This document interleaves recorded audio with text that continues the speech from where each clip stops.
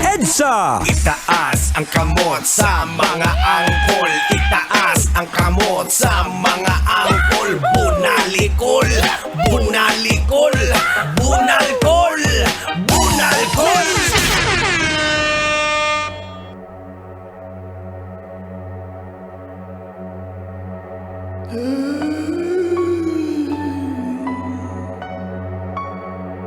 Sindihan niyo kami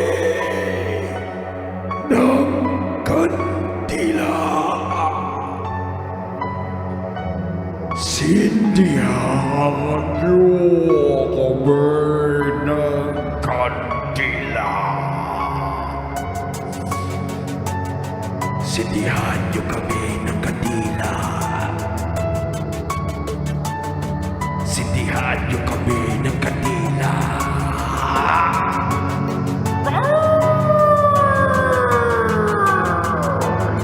Sindihan niyo kami ng kandila. Sindihan niyo kami ng kandila.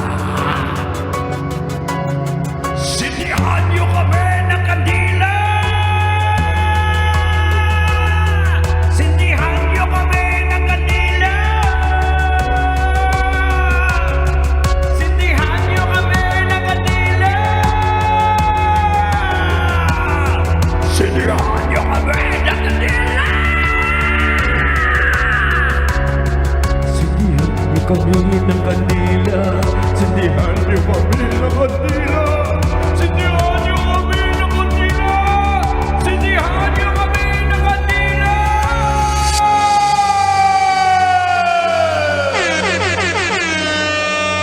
Sindihan niyo kami ng kandila.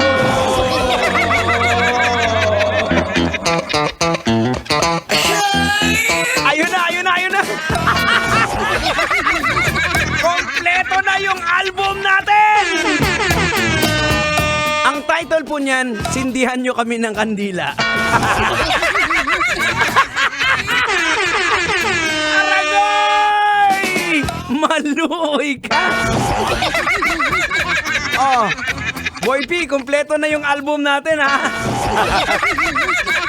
Meron na tayong i-release. No. Maluoy ka.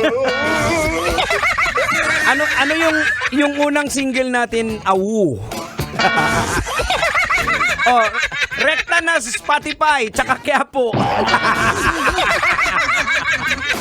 Ay nako mga kabisyo, isa pong napakagandang gabi sa inyong lahat. Ang oras natin, 8:28 on the clock. Huling hirit, huling banat. Huling hataw, huling labugay. Dito sa programang EDSA, siyempre kasama pa rin nyo abang lingkod, Diego Bandido. At siyempre ang aking master sensei, ang nagturo sa akin ng lahat-lahat.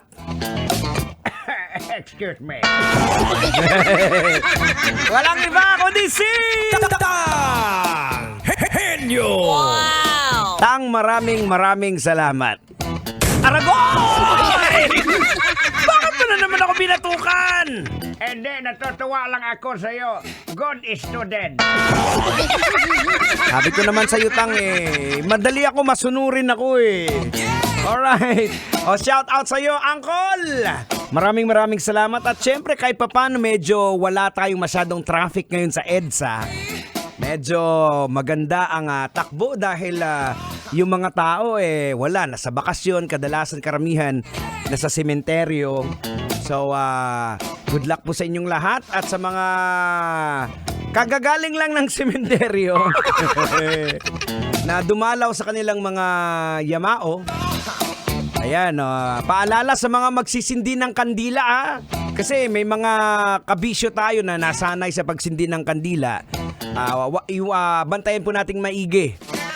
Baka pag nagsindi ka, matulog ka, o pagkagising mo, nagliliyab na bahay niyo. Bantayan niyo pong maigi, bantayan niyo pong mabuti. Hindi po pwedeng okay lang na yung nangyayari sindi ka dyan tapos bahala matulog na. O bago kayo matulog, patayin lahat ng mga nakasinding kandila. Okay? O, yung single natin kanina. Sindihan nyo kami ng kandila. Abangan nyo yan sa Spotify. Pag-usapan natin to dahil kakatapos nga lang po ng eleksyon. Etong mainit-init na balita regarding sa eleksyon po na naganap sa Iloilo. Isang barangay sa Iloilo, isang barangay kapitan. Abay naku, mantakin nyo ba naman? Inambush ng natalong kandidato. Napikon si Angkol. Pinanatan yung buti na lang mga kabisyo, hindi walang namatay. Buti na lang nakaligtas dahil lang nung binaril, tumama lang dun sa sasakyan, walang natamaan na yung nanalong kandidato. Tang, di na natin matatagalin to, Tang. Logican na ba natin to, Tang? Ay, sige, logican mo na yan. O, ito na mga kabisyo, logican na natin to. Logican na yan.